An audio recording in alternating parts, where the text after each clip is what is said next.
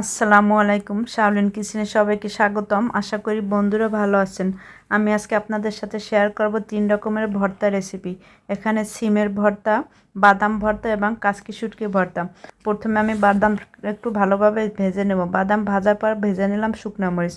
এখন চুলায় একটা ফ্রাই প্যান দিয়ে এর সাথে দিয়ে দিলাম তেল এবং পেঁয়াজ এবং কাঁচামরিচ। এখন তেল, পেঁয়াজ, কাঁচামরিচটাকে একটু হালকা করে ভেজে নিলাম। আর আমি যে বাদামটা ভেজে রেখেছি সেই বাদামটা এখন বাটার জন্য পাটায় নিয়ে নিলাম। বাদাম বাটার পর ভাজা পেঁয়াজ এবং মরিচও দিয়ে দিলাম।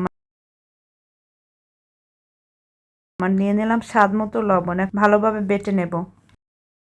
ভালোভাবে বাটার পর আমি এখন মিক্সড করে নিলাম। তৈরি হয়ে গেল আমার বাদাম ভর্তা। এখন চলে যাব সিম ভর্তা বানানোর জন্য। এখানে আমি কয়েক পিস সিম সেদ্ধ করার জন্য চুলায় বসিয়ে দিলাম। সিমটা যখন সেদ্ধ হয়ে যাবে এখন আমি ভর্তা করার জন্য পেঁয়াজ মরিচ একটু ভেজে নেব। আর এর সাথে নিয়ে নেব ধনেপাতা। এই ধনেপাতা এবং পেঁয়াজ মরিচ একটু হালকা করে ভাজার পর আমি এই যে সিমগুলোকেও পাটায় বাটার জন্য চলে গেলাম।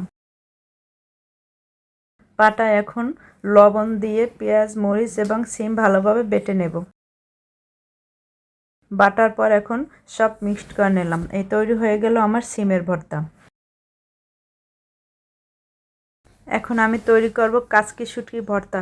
এখন চুলে একটা ফ্রাই প্যান বসে এর সাথে দিয়ে দিলাম সরিষার তেল। আর এখানে আমি কিছু কাচকি শুটকি ভালোভাবে ধুয়ে নিয়েছি। এখন শুটকিগুলোকে একটু ভালোভাবে ভেজে নেব মচমচে করে। শুটকিগুলো যখন ভাজা হয়ে যাবে এখন ভর্তা তৈরি করব।